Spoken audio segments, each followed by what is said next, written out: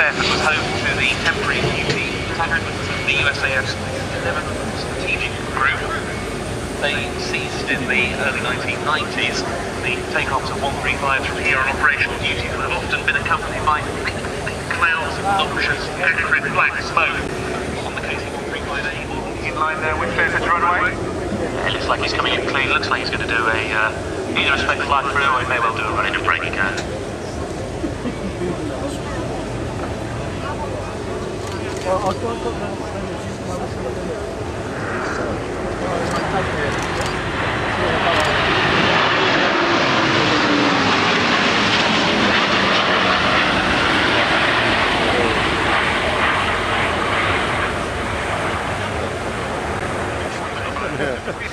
Carry about 31,000 gallons of fuel.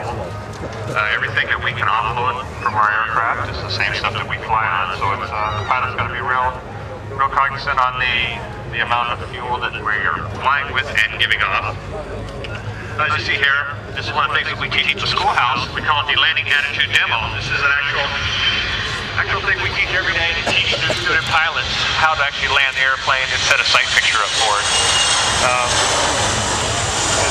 The KC135 being the hardest heavy aircraft to fly in the inventory is imperative. Teach them how to properly put it down. Of course, and again, that's what we just call the landing attitude demo. It's something we do every day with these guys, 3 to 4 hours at a time in the pattern. What makes the aircraft so hard to fly? A lot of it's got the sweep wing on it, the 23-degree sweep wing. It's a fast airplane. It's a sleek airplane. Yeah, I think the plan down is that the guys are just going to fly through. They've got the aircraft in full landing configuration, which will allow them to bring the aircraft speed back to about 115, 120 knots. That's utilising a form of blown lift. The aircraft flaps, as you can see, are lowered. The inboard lining of those flaps is titanium lined, and the jet efflux that comes out of the two inboard engines, that's the ones closest to the aircraft fuselage, actually deflects off those flaps and deflects downwards. Similar in many ways to how the nozzles work already.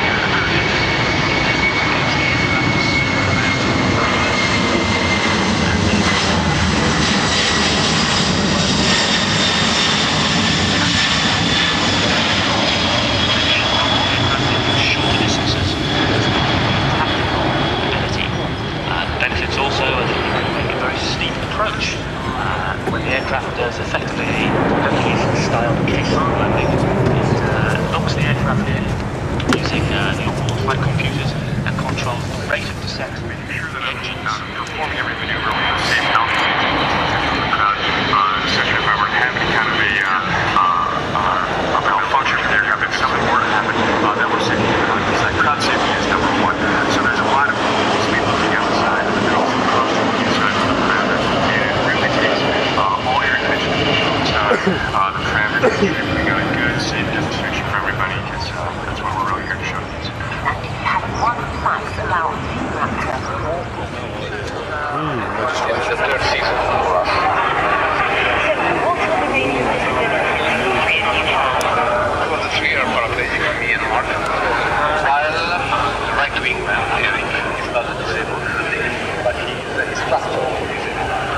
That's why, in our idea, he should join the team and play with us.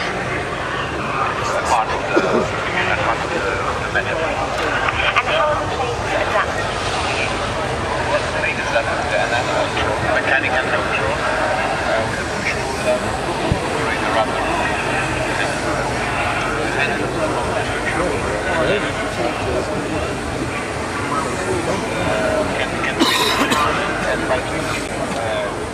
To the right, you will see once again the shape of the C17 Roadmaster 3.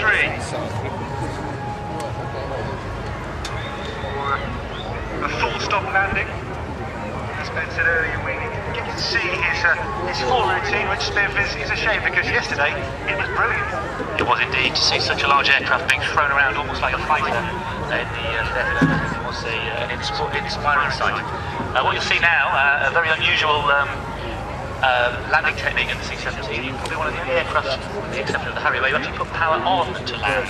So for those with good hearing in the crowd, you'll actually hear him as he is touching down, putting power on. That links back into what we were talking about earlier with the deflected jet efflux coming out of those two inboard engines. And essentially by increasing power, right to left reducing the rate of descent, not by flaring, but literally by forcing vertical air out of the bottom of the flaps, bringing the aircraft to a halt. Once the C-17 has vacated the runway, we continue on with our next fast jet display, which is the Saab JAS-39 Gripen of the Swedish Air Force. The example on the runway now comes from the 3rd Squadron of the F-7 fighter wing at